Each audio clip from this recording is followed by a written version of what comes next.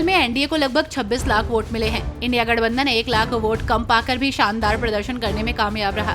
वहीं मंडल की 6 सीटों पर बसपा एक भी सीट पर अपना खाता खोलने में कामयाब नहीं हो सकी। इसके अलावा बीजेपी को एक ही सीट पर संतोष करना पड़ा। समाजवादी पार्टी के राष्ट्रीय अध्यक्ष अखिलेश यादव की पत्नी और मैनपुरी से नवनिर्वाचित सांसद डिंपल यादव चुनाव जीतने के बाद बेटी के साथ राधा रानी के धाम बरसाना जा पहुंची, जहां डिंपल यादव ने राधा रानी की विधिवत पूजा अर्चना कर उनका आशीर्वाद प्राप्त किया। इस मौके पर सेवायतों ने उन्हें राधा रानी की माला और प्रसादी भेंट की। उत्तर प्रदेश के एटा लोकसभा क्षेत्र में हाथी की मंद चाल दिल्ली का सफर तय नहीं कर सकी है। चुनावी अवसर पर बसपा की दलित मुस्लिम गठजोड़ की गोटी एटा लोकसभा में एक बार फिर से पिट गई है, तो वहीं एटा लोकसभा सीट पर बसपा की जमानत तक जब्त हो गई है। लोकसभा चुनाव में भाजपा का प्रदर्शन गिरने के बाद अब प्रदेश मंत्रिमंडल और संगठन में बदलाव तय माने जा रहे हैं, जिसे लेकर सियासी गलियारों में चर्चाएं शुरू हो गई हैं। दिल्ली में नई सरकार बनने के बाद सबसे पहले राष्ट्रीय स्तर पर संगठन में बदलाव होंगे, इसके बाद से प्रदेश में बदलाव किए जाएंगे। National highway authority of India ने टोल टैक्स में इजाफा किया है। 5 से 25 रुपए तक टोल बढ़ाए गए हैं।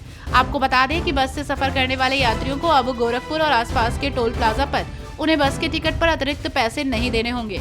तो वहीं परिवहन निगम ने लखनऊ रूट छोड़कर शेष पर टोल बढ़ने के बाद भी किराया न बढ़ाने का फैसला किया है।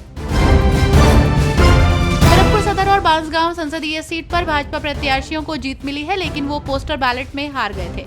विकास भवन में कर्मचारियों में चर्चा रही कि दोनों सीटों पर अवैध हुए पोस्टर बैलेट की संख्या 500 से अधिक है। यदि पोस्टर बैलेट पेपर अवैध नहीं होते तो हारने वाले प्रत्याशियों की पोस्टर बैलेट में जीत का अंतर और होता। बांसगांव लोकसभा क्षेत्र से गठबंधन के कांग्रेस प्रत्याशी सदल प्रसाद की मामूली अंतर से हार का मामला तूल पकड़ने लगा।